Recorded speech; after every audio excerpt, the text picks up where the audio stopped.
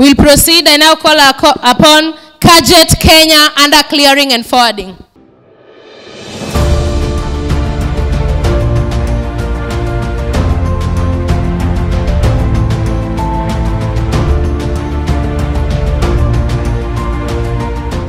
Hello and welcome to DFT News Podcast. My name is Beatrice, and on this episode we are still covering some of the stories from Digital Fit Awards.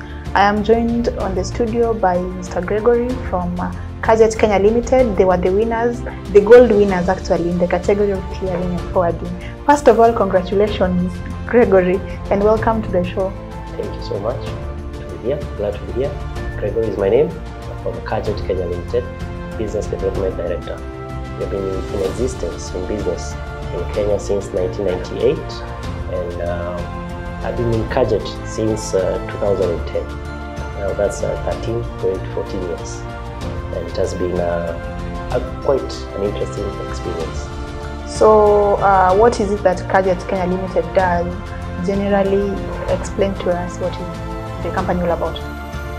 Carjet Kenya Limited, basically we initially started with customs clearing and forwarding. We grew into warehousing and also freight forwarding. That's both import, export of air and sea cargo, and also by land.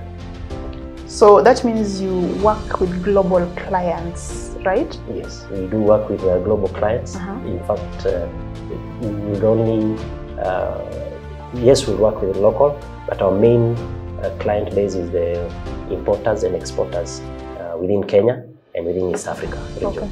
Okay. Yes. You just mentioned some of your three major services, and for somebody who is getting to hear about this for the first time, maybe they don't know what freight keeping is all about or what warehousing is all about. Can you just explain to us in details? Okay. The three main services, just to disintegrate them. Any person who does import, any person who's bringing cargo from Kenya or intends to export outside to other countries from Kenya, you require a clearing agent, maybe Carjet or any other company, but basically Carjet, for that matter of fact, to help you or guide you on the destination requirements of certain countries. That is, here, if it is an import, the destination requirements of customs, that's Kenya Revenue Authority, together with all other parties and parastatals that are within that regards to the specific item. If you're bringing perhaps medicine, you require people like pharmacy and poison board to be able to give you permits on what and what is acceptable for purposes of guidance. If you're bringing, let's say, maybe agricultural items or such, you require the people like EFIS to be present and also to certify before you bring it. You find most importers or exporters, they fail on this mandate. That way, you start incurring demurrages, storage, a cost that you were not supposed to incur. The other services that we offer is warehousing. Warehousing, we divide it into general and bonded. You find you want to bring in cargo, you don't have a place to store your cargo, or somewhere where you can put up your cargo, or you don't have cash flows. So we bring in cargo, this cargo that can go to the bonded warehouse. And when it goes to the bonded warehouse, this is cargo that has not yet been fully paid for taxes, which you will pay for later as you remove bit by bit or as a whole. General warehousing is where you cargo is already paid for taxes, and now you need to maybe sell or to keep it for a short while as you organize or as you coordinate your sales.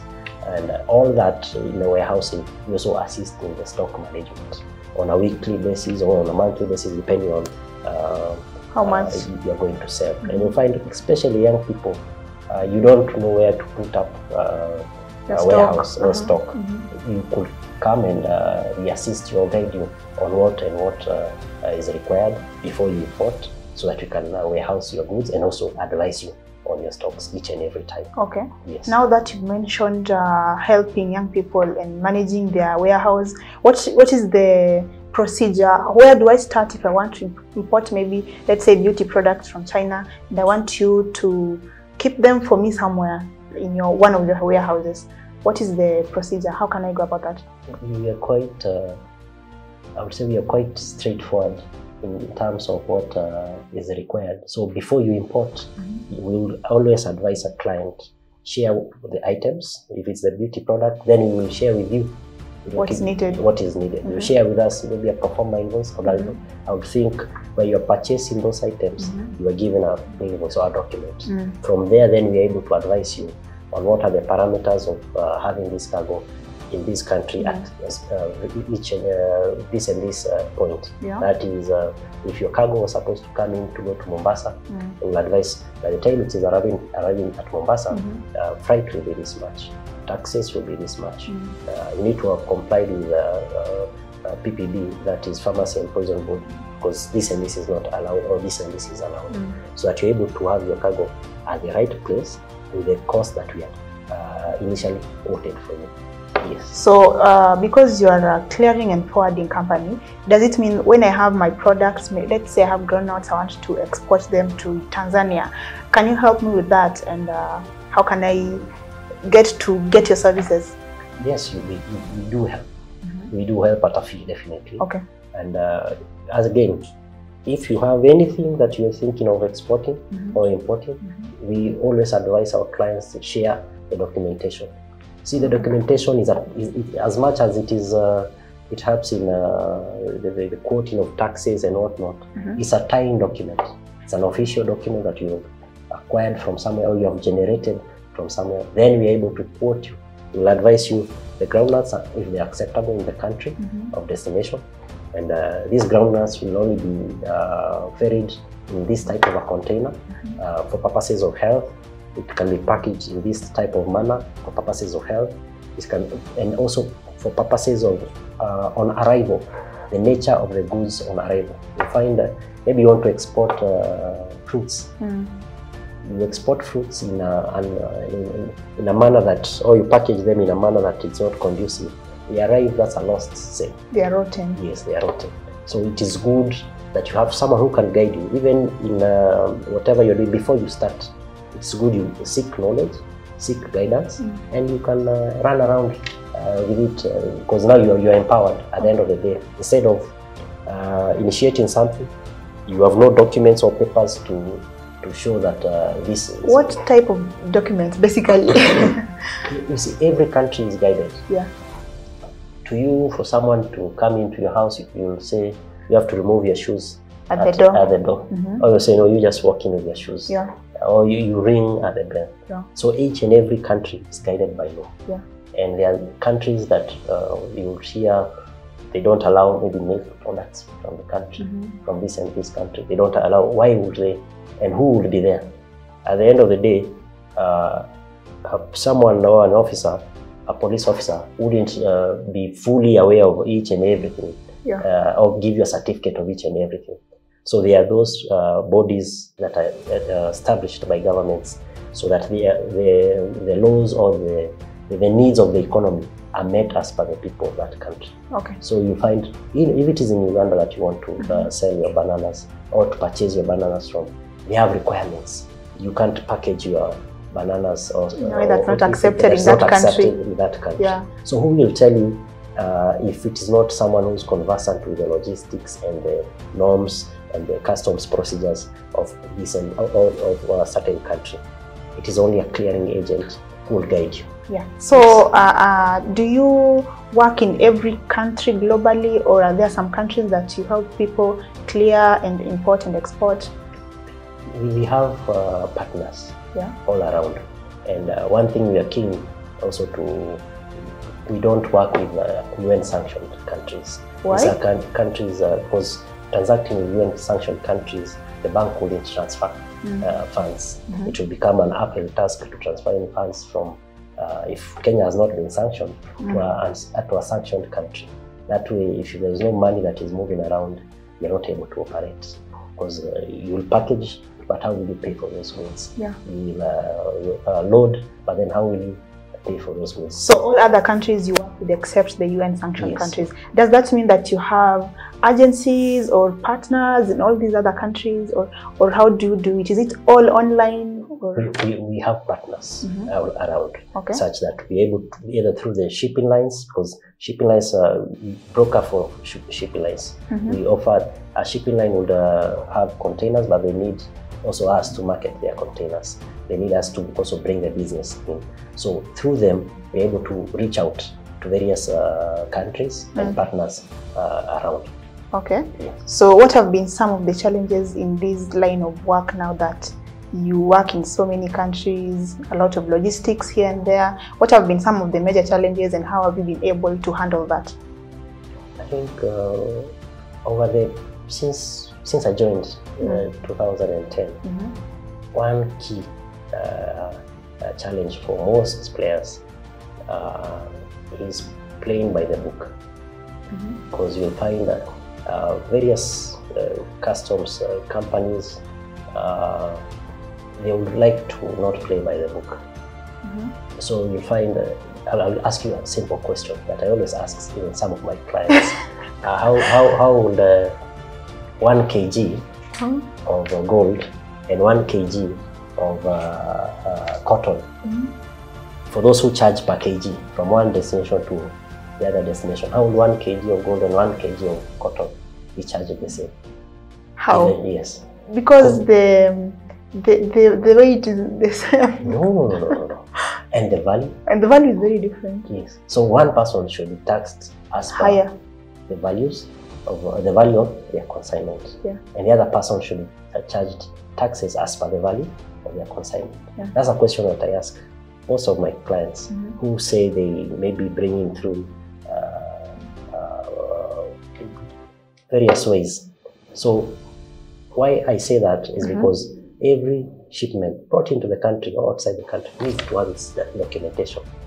From their documentation, then you can advise their taxes, you can advise their freight based on that. So are you saying that there are some clients that don't have the required documentation but they still want you to help them? Yes. That's the biggest challenge that we have. How do you handle that? You just be straightforward. You just be straightforward as white and black. If you don't have documents, then we start the documentation. You don't refuse to do work. Okay. If you don't have documentation, you start the documentation. Okay. And you have to be patient for the documents to be processed. You have to also be involved for the documents to be processed. The entire process, yes. yeah. So that we don't have documents cropping up from here and there, which are disputed from here and there. Okay. You mentioned that the company has been there since 1998, which is a very long time. So what was the turning point for you, or when was the point when you said, let's take all our services online, let's do our things online? Because getting an award in the digital space as one of the top digitally fit companies is not a joke. It's quite an experience. Yeah. And I would say one of the funny turning points was, I don't know if whoever is listening, if they have yellow pages of 2023, because some time back we noticed yellow pages used to have a big yellow pages book, a bit smaller. So you notice, and also people, other than the yellow pages, because that's where the initial places where we would search for clients, search for contacts. Now everyone is doing it online. Yes. Everyone is going online. So you won't be left behind and wait for people to be doing telexes and typewriters to send a message to your company. Of course. So you're also searching for clients, because our client base is people who are in the international country and have links outside. So they're international clients. So you have to touch base with them. So with the market trend, you definitely have no option than to pull up and change. If you don't change, change will change. Yes. So what can you say is the online channel that is working for you? Like people use social media, people use paid ads, email marketing, and having a good web presence. Which one has worked for Carjet Kenya Limited? I would say social media has quite done something, or expanded our interactions with a lot of clients. You can clearly get feedback, and you can clearly reach out to different people not within just Kenya, but you will hear from different people globally. Yes. So what are some of the tips that you can give business people or just individuals who want to take their business out there using social media? I would challenge them to try and position themselves online, because it is, when we started, it was it never costed that much. Now, because of the complexities, and I think when we started, the times of Yahoo, the ads were not that much here in Kenya. Right now, you have to put up an ad whereby when you're talking, something is at the bottom or such, and it is quite innovative. It is quite interactive for people online. So I would challenge them. You have to. There's no other right now. Before we are now in an online platform. Soon enough we'll be in an AI platform. Yeah. So if you're not you're still using not the old ways are bad, but if you're looking at capturing the new markets, I think the online platform is the best way to search. Whether it is Oracle, whether it is Power City, whether it is Google, whether it is Facebook, whether it is LinkedIn, just search for an online platform. Portray your presence and what you are doing, because if you don't do that, no one will find out what you are doing. Yes. Yeah. So speaking of the Digital Fit Awards, have you shared with your audience that you actually won and your brand is now known in the industry to be one of the top digital fit? And what has been the feedback been like? Do you think it's going to bring more business to you, or? It is a pleasure again to be the second. For the second time. For the second time? Yes, to wow, win a congrats. Gold winner of Clearing and Forwarding. And clearly, we have seen more confidence in some of our clients. Those who have seen our award, you could see them congratulate, and also some of them even played a part in voting for us out of the services that we offer to them. So, yes, the service has been, the award has been beneficial to us, and we're also looking forward to other players around giving us business, not just because of the publicity, but because of the service that we do and deliver. Do you think this award is going to change the way that you do things online, or do you think there's any area of your digital fitness that you think this is really going to help you improve on? An award comes with its weight. Yes. Right now, we are also, among other things in 2024, we're also looking forward to winning the next 2024 award. Yeah, which is going to be bigger, the East African. So we have to also up our presence online, and not just presence. You can up your presence, and your service delivery is not up to. Is not up to. Yeah. So one thing is you have to up your presence online, and also you have to pull up or improve the services being delivered to clients. You have to ensure clients are well satisfied. Clients are they're able to refer. The best thing you can have in business is good referrals and repeat business. So this weight that we have with this current win will also help us or escalate us to greater heights. Speaking of the East African edition of this award, do you think you are ready at all to compete with businesses from East Africa, not just Kenya? And what makes you think? we don't just think. We have the assurance of our planning and what we have been doing throughout. So you have a plan? Yes. Okay. So in anything in life, you have to plan. And even in some of our colleagues in the offices, they are aware of this. They have seen this, and they know what is expected next. Okay. So yes, we are waiting for East Africa. We have to win. You have to win. To all viewers, you can follow this conversation online at DFT News on all social media channels.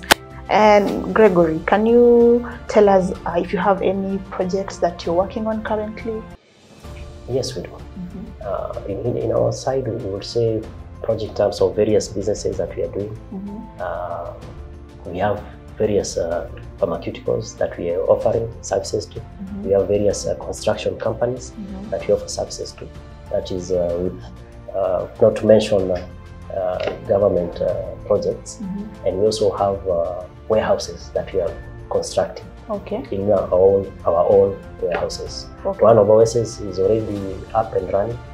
We have a second open yard that we also working towards seeing that it is fruitful by the end of 2024. Okay. So if I want to be able to access your services, and if I want to work with you people, where can I find you, and what is the procedure? You can always walk into one of our offices, that is Ajip House, 3rd floor, office Carjet Kenya Limited. And you can also reach us online through www.carjetkenya.co.ke and also through our phone numbers that are also online. Yes. So everything's online? Yes. Okay.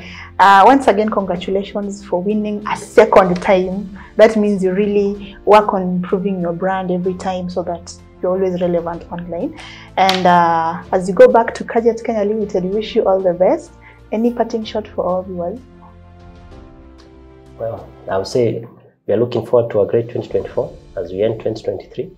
We're looking forward to your also business coming to our business, and we're also looking forward to those that we serve to deliver the best personalized customs clearing forwarding services in Kenya and East Africa. Okay, thank you so much for coming, and to our viewers, thank you for watching. See you in the next episode.